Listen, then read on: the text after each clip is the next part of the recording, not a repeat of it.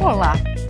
A presidente Dilma Rousseff anunciou que pretende fazer uma reforma que diminua o tamanho da máquina administrativa. Hoje, o país tem 24 ministérios, 10 secretarias com status de ministérios, além do Banco Central, Advocacia Geral da União, Controladoria Geral da União, Gabinete de Segurança Institucional da Presidência e Casa Civil. São 39 órgãos que custam 424 bilhões ao ano. Desse total, 214 bilhões vão para despesas com os 900 mil funcionários, que podem ser servidores ou comissionados. Para se ter uma ideia, o Bolsa Família custa 27 bilhões por ano e o Ministério da Saúde recebe 109 bilhões. Esse gasto não é considerado excessivo só pela presidente. Em 2013, o hoje presidente da Câmara, deputado Eduardo Cunha, apresentou o projeto de lei que limita o número de ministérios a 20. Essa proposta está sendo analisada por comissão especial e nós vamos discutir o tema aqui no Brasil em Debate, da Rádio e TV Câmara, com os deputados Eduardo Cury, do PSDB de São Paulo, e Marcelo Castro, do PMDB do Piauí. Deputados, eu gostaria de fazer uma pergunta para os senhores. Existe uma fórmula, existe um número padrão que permita que um Estado seja bem gerido com um número X de ministérios? A gente sabe que os Estados Unidos, que tem uma população muito maior, mas tem um tamanho, talvez, que a gente possa dizer, pelo menos fisicamente parecido com o do Brasil, tem 15 ministérios. Deputado Marcelo Castro, é possível a gente estabelecer um número aleatório, assim? Bom, eu acho que fixar um número não é muito correto, porque isso é uma coisa que se faz para sempre. E o que pode ser correto hoje pode não ser amanhã. Mas 39 ministérios, como nós temos hoje no Brasil, é absolutamente fora da realidade, não é? Fora da razoabilidade. Então, acreditamos que um número em torno de 20, de 15, não é, talvez fosse um número bastante razoável para atender às necessidades de um país como o Brasil. O que é que a gente precisa ter em mente? É que anos passados, sobretudo pela influência da doutrina comunista, era o Estado provedor, o Estado que alcançava toda a sociedade. Quer dizer, o Estado patrão, o Estado que provia tudo para a sociedade. Isso está fora de moda. Isso foi uma fase que foi superada. Em contrapartida a isso, pelo liberalismo, nós temos o Estado mínimo, que também não tem se mostrado muito eficiente. Qual é o conceito que se tem hoje de administração pública? É que o Estado deve ser o mínimo possível, mas atendendo às suas necessidades. Ou seja, o conceito mais moderno hoje de administração pública, de como é que um país, que um Estado deve ser gerido, é que ele deve ser o menor possível, mas o Estado necessário. Necessário para quê? Para poder dar a mão amiga àquelas pessoas mais carentes, aqueles segmentos mais necessitados.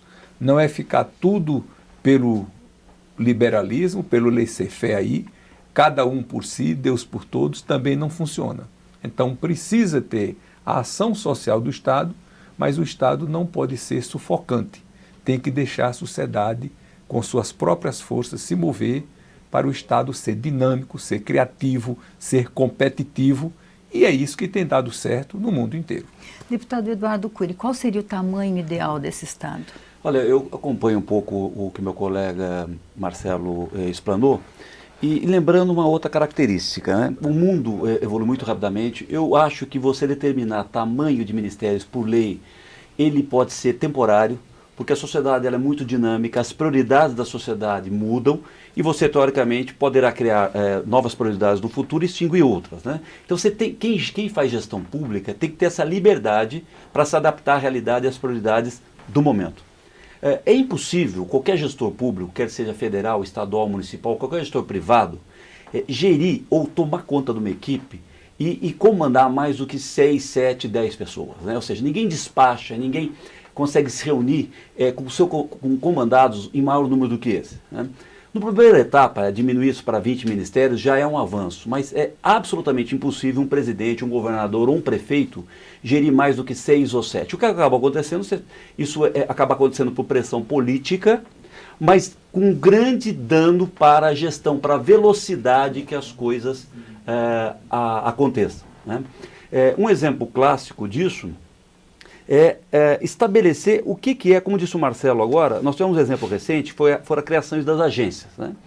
Grande parte desses serviços públicos que era provido pelo Estado, hoje ele é provido com muito mais eficiência pela iniciativa privada. Exemplo, o serviço de telefonia celular. Então não há necessidade mais de você ter um grande Ministério das Telecomunicações, porque o Estado não provê mais o serviço. Ele gerencia, planeja e fiscaliza. Então, nós temos que repensar o Estado baseado nessa nova realidade. O importante é que nós estamos debatendo a realidade de hoje, né? E ela também está se mudando, ou seja, a velocidade que o mundo se transforma, ela é muito maior do que nós, gestores públicos, temos capacidade de adaptar ao setor público.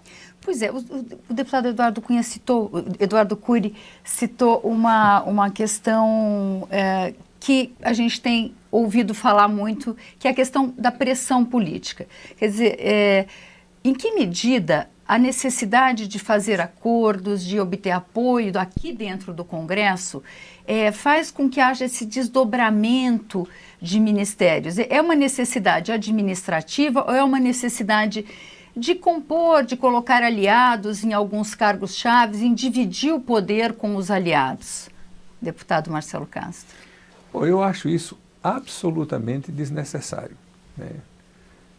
Eu acho até que você ter muitos cargos para nomear só faz complicar a administração. Aliás, isso é uma coisa que todos nós devemos dar as mãos para diminuir o tamanho do Estado brasileiro. Sem nenhuma dúvida, o Estado brasileiro é um Estado paquidérmico, muito grande, muito moroso, demora demais para tomar as decisões, tem burocracia excessiva. Às vezes eu brinco assim com uma certa ironia, eu digo que a presidente Dilma tem 39 ministérios, podia completar logo os 40 e fazer o Ministério da Desburocratização, que nós já tivemos no passado. Porque a quantidade, Eduardo, de burocracia, de dificuldade, de óbices que se tem para se empreender qualquer coisa do Brasil é algo de monstruoso, de inacreditável.